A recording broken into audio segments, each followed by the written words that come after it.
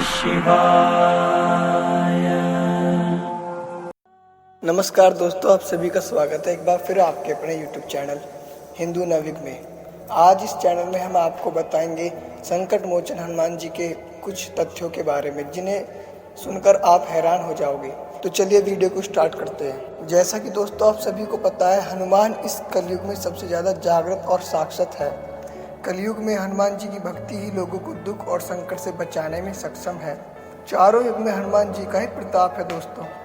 हनुमान को छोड़कर और किसी देवी देवता को चित धरने की कोई आवश्यकता नहीं है। हनुमान जी हमारे बीच इस धरती पर सहशरीर मौजूद है दोस्तों। किसी भी व्यक्ति को जीवन में श्री राम की कृपा के बिना कोई भी सुख सुविधा प्राप्त नहीं हो सकती। श्री राम की कृपा प्राप्ति के लिए हमें हनुमान जी को प्रसन्न करना चाहिए, क्योंकि दोस्तों उनकी आज्ञा के बिना कोई भी श्री राम तक नहीं पहुंच सकता, क्योंकि श्री राम के सेवक और परम प्रिय हनुमान जी ही थे। हनुमान जी की शरण में जाने से सभी सुख सुविधाएं प्राप्त होती हैं। चलिए अब जानते हैं हनुमान जी क्यों सभी देवी देवताओं में प्रमुख है। हनुमान जी 4 कारणों से सभी देवी देवताओं से श्रेष्ठ है। पहला, यह कि वह रियल सुपर हीरो है। दूसरा, कि वह पावरफुल होने के बावजूद ईश्वर के प्रति समर्पित है।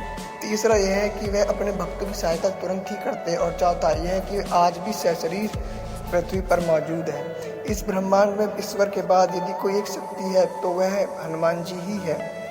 महावीर, विक्रम, बजरंगबली के समक्ष किसी भी प्रकार की मायावी शक्ति ठहर नहीं सकती।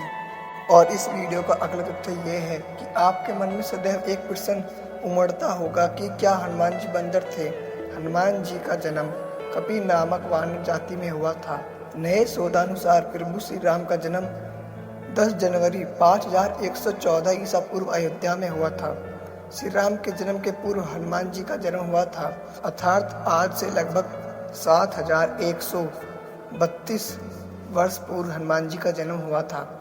शोधकर्ता कहते हैं कि आज से 9 लाख वर्ष पूर्व एक ऐसी विलक्षण वानर जाति थी जो भारतवर्ष में विद्यमान थी, जो आज से 15 से 12 हजार वर्ष पूर्व लुप्त होने लगी, अथवा लुप्त हो गई। इस जाति का नाम कपि था। हनुमान जी के संबंध में यह प्रश्न प्राय सर्व उठता है कि क्या हनुमान जी बंदर थे। इसके लिए कुछ लोग रामायण आदि ग्रंथों में लिखे हनुमान जी और उनके सजातीय बांधव सुग्रीव, अंगादिद के नाम के साथ वानर, कपि, सागमर्ग, प्लवगम आदि विशेषण पढ़कर उनके बंदर प्रजाति का होने का उदाहरण देते हैं। वे यह भी कहते हैं कि उनकी पूंछ, लांगूल, बांदी और लाम से लंका दहन का प्रत्यक्ष चमत्कार इसका प्रमाण है। यह भी कि उनकी सभी जगह सपुच्च प्रतिमाएं देखकर उनके पशु या बंदर जैसा होना सिद्ध होता है।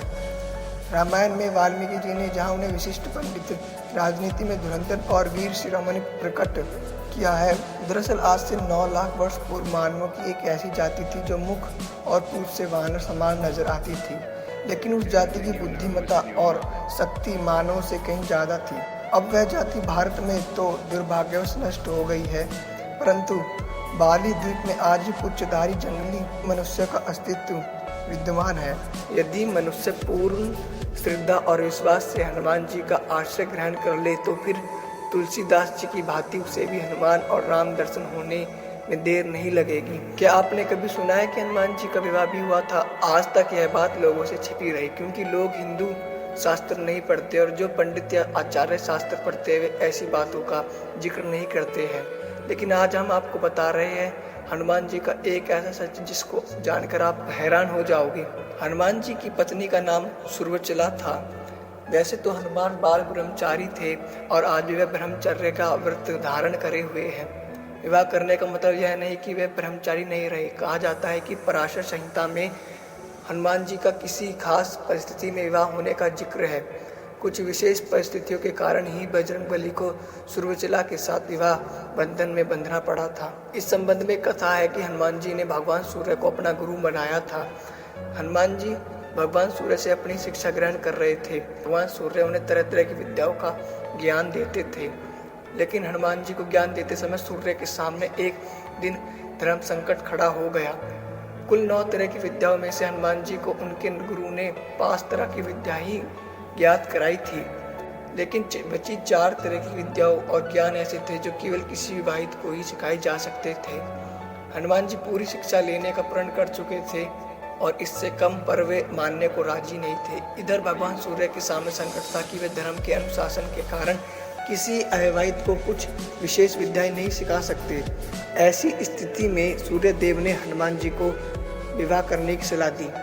अपने प्रण को पूरा करने के लिए हनुमान जी ने विवाह करने की सोची, लेकिन हनुमान जी के लिए वधू कौन हो और कहां से वह मिलेगी, इसे लेकर सभी सोच में पड़ गए। ऐसे में सूर्यदेव ने अपनी पुत्री सुरवचला को हनुमान जी के साथ शादी के लिए तैयार कर लिया। इसके बाद हनुमान जी ने अपनी शिक्षा पूर्ण की और सुरवचला सदा के लिए अपनी तपस्या में रत हो गई। इस तरह हनुमान जी भले ही शादी के बंधन में बंध गए हो, लेकिन शारीरिक रूप से वह आज भी एक ब्रह्मचारी ही है। आज भी हनुमान जी सशरीर पृथ्वी पर विद्यमान है। हनुमान जी इस कलयुग के अंत तक अपने शरीर में ही रहेंगे दोस्तों। वह आज भी धरती पर विचरण करते हैं। हनुमान जी को धर्म की रक्षा के लिए अमरता का वरदान प्राप्त था। इस वरदान के कारण आज भी हनुमान जी जीवित है और वह भगवान के भक्तों तथा धर्म की रक्षा में लगे हुए हैं। जबकि कल की रूप में भगवान विष्णु अवतार लेंगे, तब हनुमान, परशुराम, अश्वत्थामा, कृपाचार्य, विश्वामित्र, विभीषण और राजा बलि सार्वजनिक रूप से प्रकट हो जाएंगे। कलयुग में श्री राम का नाम लेने वाले और हनुमान जी की भक्ति करने वाले ही सुरक्षित रह सकते हैं। एक वेबसाइट का दावा है कि प्रत्येक 41 वर्ष बाद हनुमान जी श्रीलंका के जंगलों में प्राचीन काल से रह रहे आदिवासियों से मिलने के लिए आते हैं। वेबसाइट के मुताबिक श्रीलंका के जंगलों में कुछ ऐसे कबीलाई लोगों को पता चला है जिनसे मिलने हनुमान जी आते रहते हैं। इन कबीलाई लोगों पर अध्ययन करने वाले आध्यात्मिक संगठन सेतु के अनुसार 2014 को हनुमान जी इन कबीलाई लोगों से मिलने आए थे। हाँ दोस्तों, ये सच है कि हनुमान जी इन कबीलाई लोगों से मिलने आए थे। अब हनुमान जी 41 साल बाद फिर वहां पर वापस आएंगे।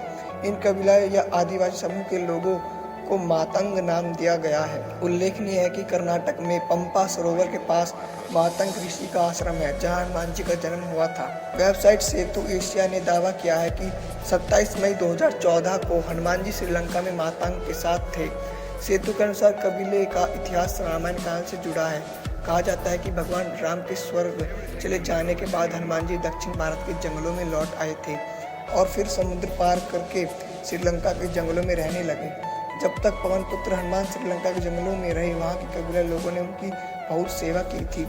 इसी से प्रसन्न होकर हनुमान जी वहाँ पर आते रहते हैं। जब हनुमान जी वहाँ से जाने लगे, तब उन्होंने वादा किया कि वे हर 41 साल बाद आकर वहाँ के कबीले की पीढ़ियों को ब्रह्म ज्ञान देंगे। कबीले का मुखिया हनुमान जी के साथ की बातचीत को एक लॉग बुक में दर्ज कराता है। सेतु नामक संगठन इस लॉग बुक का अध्ययन कर उसका खुलासा करने का दावा करता है। आशा करता हूँ कि आपको वीडियो अच्छी लगी हो। अगर आपको वीडियो अच्छी लगी हो तो लाइक करें, शेयर करें और सब्सक्राइब करना ना भूलें। चलिए वीडियो को अंत करते हैं और आज के लिए इतना ही। मिलते हैं अगली वीडियो में। धन्यवाद।